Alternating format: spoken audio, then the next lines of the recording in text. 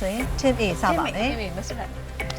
သူကအမျိုးမျိုးနော်ပထမတော့လွဲလေကောင်းနေတယ်ဒါပေမဲ့နိုင်ကျင်တယ်ဆိုကျွန်မ stress တွေထွက်သွားပြီ ထိုင်ကုန်ကစူးစမ်းမယ် ဒီမှာပဲဒီကနေပဲမှန်းရမှာလား နိုင်ကျင်ကြ ဟုတ်တယ်ဟုတ် ဒီ တယ် ကနေမှန်းโอเค ထိုင်ရဲဝိုင်ခါမှာမူဝင်သွားတာပေါ့အော်အဲ့တော့1 to 10နေရာမှာလေးပယ်နံပါတ်ရွေးစင်တယ်တစ်ခုရွေး ကျွန်တော်ရွေးရမှာ7 okay lucky 7ပေါ့အဲ့ထင်လိုက်တယ်ပေါ့စိတ်ကိုတတ်တယ် ဟာမလို့မကြောက်ဘူး ကင်မရာယူစားရတယ် အော်ကင်မရာမျိုး သိ စား ပါလားအဲ့ဆိုရင်ကင်မရာတွေကနေပြီးဆက်ပြီးတော့စဉ်းစားလိုက်မျိုးစုံရှိရပါတော့ကင်မရာဆိုတာ ခုနှလုံးတော့ ခုနှလုံးနောက်ဆုံး နောက်ဆုံး3လုံးနောက် နောက်ဆုံး3လုံးကဟိုကအမျိုးအစား ကင်မရာ yes နောက်ဆုံး3လုံးကင်မရာโอเคအရှိမ3 4လုံး3လုံးကျန်သေးတယ်4လုံးကျန်သေးတယ်ပထမဆုံးလုံးဘာကင်မရာလဲအဝေးကြီးကင်မရာအနီးကြီးကင်မရာဒုတိယလုံးသွားတိဆက် ဟာ hot ဟာဘာပြောမလဲမသိအောင် အဘာကင်မရာလဲ 3လုံးမြောက် 3လုံးမြောက် L အဲ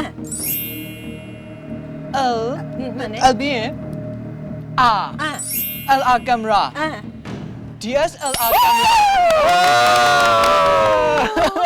တော်လိုက်တာ DSLR က ဒါဘလော့လည်းရိုက်တော့နေနေစတယ်ဟုတ်တယ်ခတ်တယ်အမကတော့အင်္ဂလိပ်လိုအတွဲနဲ့မရှိဘူး မစင် အမကြီး ပြိုင်ဘက်ကရမ်းတော့ အဲကျွန်တော်တော့မလားဟုတ်ပါโอเค ဒီစီဘန်တစ်ချက်တော့တိတ်မကြိုက်ချင်ဘူး ကြိုက်တော့သွား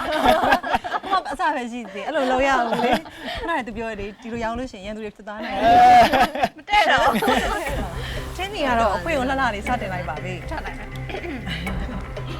ချီပြလို့ပြရပါ အေးဒီကစားအမဘယ်လိုပြလဲပြလဲ ဒီကထွက်လာတော့မယ် တော်လိုက်တာ တို့ရအေးမွားတဲ့ဖွဲ့ဆိုဘောလုံးဝင်တဲ့အရာများတယ် အားပေးတဲ့ကောင်းပါလေးအားပေးတဲ့ကောင်းပါ အလွယ်တယ် အေးလေလွယ်လေးကိုခတ်မယ်ရလွယ် ပ ပါ ထမလုံး ကိုးနောက်ဆက်နောက်ချင်တာအဲစကားပြောနေပြီလား ရေ ပါ တောက်ရေတိုက်အော်တိုက်အဲ့ပါလေတိုက် တိုက်ကွန်ဒို တိုက် အဖြစ်တိုက် ပြောပါမလဲဗါ တိုက်တိုက်ပြောချင် တိုက်စစ်ဘူးလား โอเค တော်လိုက်တာ ကျုံလေးသူတို့က3လုံး အေးအမတို့က9လုံးလေ ဒါမှမဟုတ်တော့မတို့ပို့ပေးရလိုက်တယ် ကဲအဲ့ဒါဒီခါမောင်လေးကအမူအရာပြရမှာโอเค โอเค သူပြောလာသူမူတွေဝင်လာပြီဝင်လာ အရင် competitive ဖြစ်တာအာ နန်ရင်းခေါ်ရရတယ်လေအမအဲ့လိုမျိုးနန်ရင်းကနေစဉ်းစားတာ တော့မောင်တို့မတော့ဒေးဗီမမ 3လုံးဟုတ်ပြီ โอเค ပထမဆုံးတစ်လုံးက ဘာလဲမသိတော့ အော်အေးမသိတော့ ကြိုက်တယ်အဲ့လိုမျိုးအဲ့လိုပြိုင်မှမျိုးကိုကြိုက်တာ ပထမဆုံးတစ်လုံးကတကမှုလားဒီလိုပြိုင်မဲ့မျိုးကြိုက်လား မကြိုက်ဘူး တော်လိုက်တာ အဲ့ဒါ chemistry physics တွေဘာလို့မိလဲ လာတော့ဟောဒီ ပထမဆုံးချိန်တော့ဖြစ်နိုင်တော့ဖြစ်နိုင်တော့ကိုကြည့်ရမှာပေါ့စီစီအိမ်မလေးကျင်လာလားမသိဘူးတို့ရပါရွေး6ရောင်းဝင်တယ် ဘာလို့မပြောကြတော့တာလဲ ဝတ္ထု အမလည်းခုနအများကြီးပဲလေနော်နှလုံးအောင်လေ အယောဝတ်တော့အများကြီး အော်စဉ်းစားကြအများကြီးရှိ လေးလုံးနှလုံးကအတူတူပဲပထမဆုံးကဖုန်း ဘာကြီးလဲ ဟိုကီတော့ကီလားရမ်းမိနေပြီနိုင်ရ မလည်းတာမီနေပြီတာမီနေပြီဟိုကီတိုကီဘလို့သိမှာလဲနော်အမသိမှာမဟုတ်ဘူးမလေး ပြောလိုက်တာ ပြောလိုက်တာလားပါဇက်က ရညံညံပြ ဟုတ်တယ်သူအားတော်နေပြီ तू ကဒီ game နဲ့ပတ်သက်မရဘူး မနေ့ကငါးစားလာလို့ အရင် pressure များသွားတယ်အဲ့လိုကြာ မရပါနဲ့ဘာအေးစေးအေးစေးဘာရွေးမလဲ အော်ကျွန်တော်လား30 okay ဘလို့ဝက်ဆိုင် ဘောလုံးဆိုင်ရာပြစ်ဒဏ် မလားပြီးတော့တိတ်ကြပါပြီ ဟုတ်လားအဲ့လိုလေ အဘာဖြစ်လို့လဲမရမရစီချင်ဘူးလား သုံးလုံးလို့ပြောလိုက် သုံးလုံးလို့ပြောရမှာဒီမှာဒီမှာကြည့်ရမယ် ပြစ်ဒဏ်ပန်နတီဘော သူမသိပါဘူးပေါ့ ဒေါင်းကန်ဘောလက်ပစ်ဘောဒုတိယလုံးကပြုတ်ကြတာလဲတာချော်တာကြတာဝင်တာကျွန်းတာလူကျွန်းဘော ဒါဘော အဲ့လွယ်လို့ပြောတာ အေးဟုတ်တယ်အခုတော့ကောင်းတာပါမောင်လေးအော်ညီမလေးရေပြော ခုလေလဲပေါ့နော်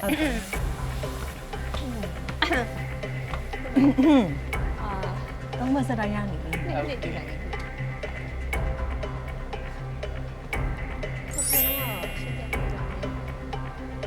ရှုံးတော့ပစ္စည်း ရုံသုံးပစ္စည်း တတမျိုးလေးပဲပြုံးလိုက်သေးတယ်ပြုံးရပြန်ကြည့်ပါ သုံးလုံးပဲ သုံးလုံး သုံးလုံးပဲပစ္စည်းရတယ် ဘယ်နှလုံးမြောက်ကလဲ အဲ့ဆွဲတာလား printer လား အေးပါလားဟုတ်တယ် အမစစ်ရန်တော်ရနော်ရန်ချိတ်ချက်တွေကြီး ဒါပေမဲ့ပြအမားနေထိတ်ပြီးတော့ဆွဲကထွက်လာမှာဟုတ်တယ်မလား ဒါပေမဲ့သူအရင်က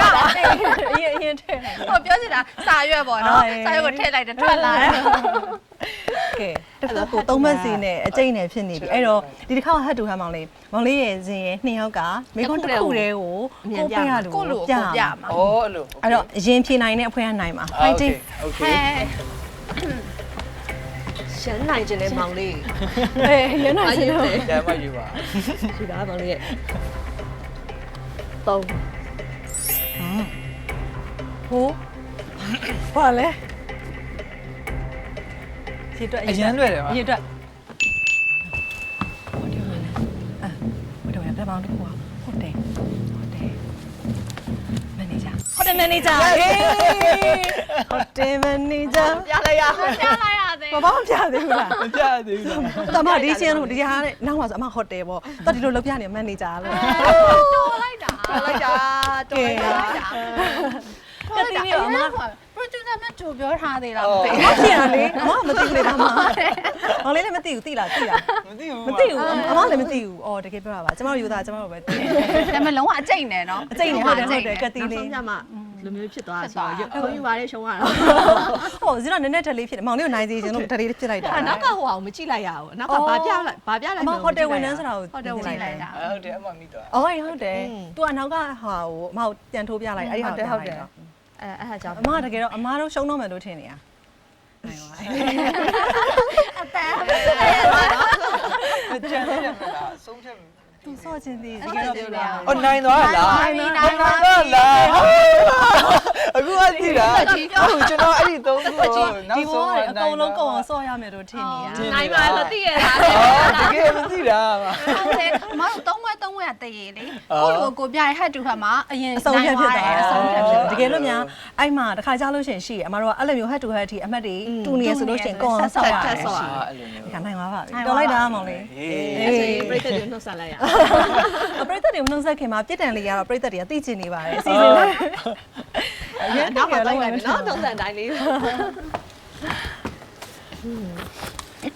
စစ်တန်လေးရတော့ရှုံးတဲ့အသင်းရသူတွေကတဲ့နိုင်တဲ့အသင်းရသူတွေညွှန်ကြားတဲ့အတိုင်းနဲ့ စိတ်ရုပ် အမောက်ကလည်း break လောက်ရမှာ။စိတ်ရုပ်တရုပ်ကဲ့သို့ပြုမှုဆောင်ရွက်ရပါမယ် စရုပ်ကားတွေ စိတ် ကား ရုပ်ပါလေးပေါ့ စရုပ်လေးမောင်လေးအာအမတို့ကအဲ့လိုပေါ့ comment ပေးရမှာ ဟုတ်တယ်မောင်လေးရဲ့ဟိုပေါ့ blog တွေမှာတုံးတဲ့ creative thinking တွေကို ရန်ကောင်းတယ်နော်လောက်ခိုင်းတာလေးတွေက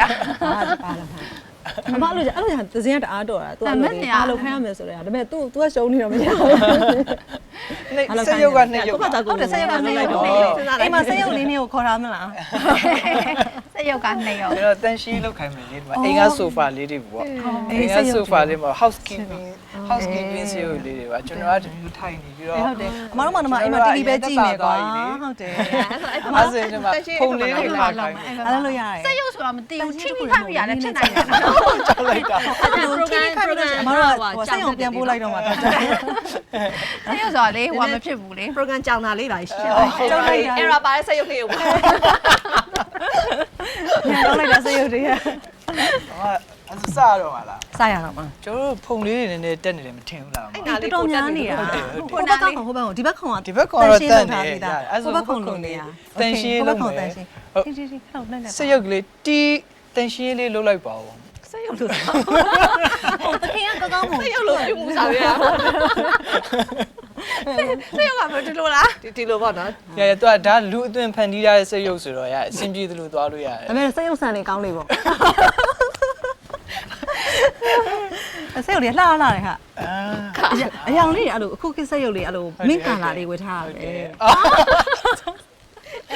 နည်းနည်းချင်းနေဟုတ်လေ ကြောင်သွား ဒီစိတ်ရုပ်ကအစင်မပြေတော့ဘူး ဒါပြန်လဲမယ် အေးဟုတ်တယ် ဒီစရုပ်မှာပြန်လဲမယ်ဒီတရုပ်ကဟာလာပြီပြေးလိုက်တော့ပြေးလိုက်ပါတော့မပြေးလိုက်တော့ဒီပြေးလိုက်ပါတော့ အဲ့ဒါစက်ရုပ်နဲ့မတူတာဇွန်ပြီး ပြေးလိုက်ပါတော့ ပိတ်လိုက်ပြီမဟုတ်လို့ရှိရင်ကိုယ့်စီကိုထိခိုက်လာနိုင်တယ်ဟိုဘယ်တော့ရှုံးနေနိုင်လဲဆိုတော့မသေးဘူးတွေ့တွေ့ပါဆိုအဲကျွန်တော်တို့စိတ်ရုံလေးလဲဟိုအော်ဒါတင်လို့ရပြီဆိုတဲ့အကြောင်းသတင်းကောင်းပါချင်ပါဟုတ်ကဲ့ပါဒီဒီစိတ်ရုံလေးပါဈေးတော့နည်းနည်းများပါဘာကြောင့်လဲဆိုအစားတောက်တွေကြိုက် စားတော့အလားပါလဲကြိုက်လို့ လာပါလဲကြိုက်ပါကဲအဲ့တော့ဒီနေ့ game season လေးမှာအမောင်နှစ်ယောက်ကန်ကောင်းစွာနဲ့ကတ်တီးလေးနိုင်သွားပါတယ် congratulations ပါ โอเคပါ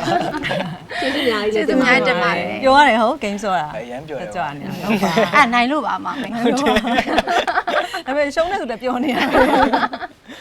ကဲအဲ့တော့လုပ်လိုက်ရ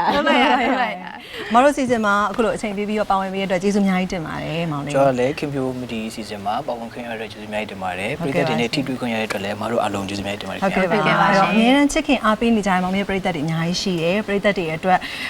အစမှလည်းပြောသွားတယ်ဘလို့အနည်းပြန်လှူရှားမှုတွေလုပ်နေရပေါ့နော်ဒါပေမဲ့ထပ်မံပြီးတော့အားပေးဖို့စောင့်နေကြတဲ့သူတွေအတွက်ဘာတွေအများကြီးဖန်တီးထားတယ်ဆိုတာကိုထပ်ပြီးပြပြပေးပါအောင် โอเคပါခုနကပြောသလိုရောเนาะဒီလထဲမှာကျွန်တော်ရုပ်ရှင်ယုံတင်မဲ့ကားလေးတွေရှိပါတယ်စောင့်မျှော်ပြီးတော့ယုံမာကိုယ်တိုင်တွားရောက်အားပေးကြပါဦးလို့တခြင်းလေးတွေထွက်လာဖို့လည်းအများကြီးရှိပါတယ်မတော်နဲ့အတူတူအင်တာဗျူးလေးတွေဂိမ်းလေးတွေအများကြီးအတူတူပါဝင်ခွင့်ရတဲ့အတွက်လည်းမတော်လည်းကျေးဇူးအများကြီးတင်ပါတယ်ခင်ဗျာ ဟုတ်ကဲ့ပါရှင် ကျေးဇူးတင်ပါတယ် အဲ့ဆိုအမတို့အခုလက်ဆောင်ပေးတဲ့အစီအစဉ်ဖြစ်ပါတယ် လက်ဆောင်ရှိရလား ရှိတယ်အမတို့မောင်လေးကို ရေချိုးကိုင်းပြီး ဒါစင်သူဖြစ်အားပေးလိုက်ဟုတ်တယ်ဟုတ် ကဲလိုက်ဆို ကျေးဇူးပါ ကျေးဇူးတင်ပါတယ် မောင်လေးဒါရှုံးသွားတဲ့ညီမလေးနှစ်ယောက် ပါနေရတဲ့စုပါတော့ ရှုံးနေရတယ်နော် ဆက်ရုပ် ရှုံးနေရတယ် အမှတ်တရလေးပါဒီနေ့စီစဉ်ကြည့်ရှုပြီးတော့ပရိသတ်တွေပျော်ရွှင်ရမယ်လို့ထင်ပါတယ်ဆိုတော့တို့နှစ်ယောက်လည်းပြောပါတယ်နိုင်ပါတော့ ရပါပြီမရဲ့ ပါတယ်နိုင် ပြောပါတယ်ကျေးဇူးပြု မဆိုးကြတော့လေတကယ်တော့ stress အဲ့ဒါပါစက်ရုပ်လို့ရအောင် ဟုတ်ကဲ့ပါအဲ့တော့ပရိသတ်တွေအတွက် community အစီအစဉ်ကနေနောက်ထပ်အပိုင်းသက်တွေနဲ့အတူပြန်လာပါမယ်ရှင်အားလုံးပဲတတာ တာပြပြပါမယ်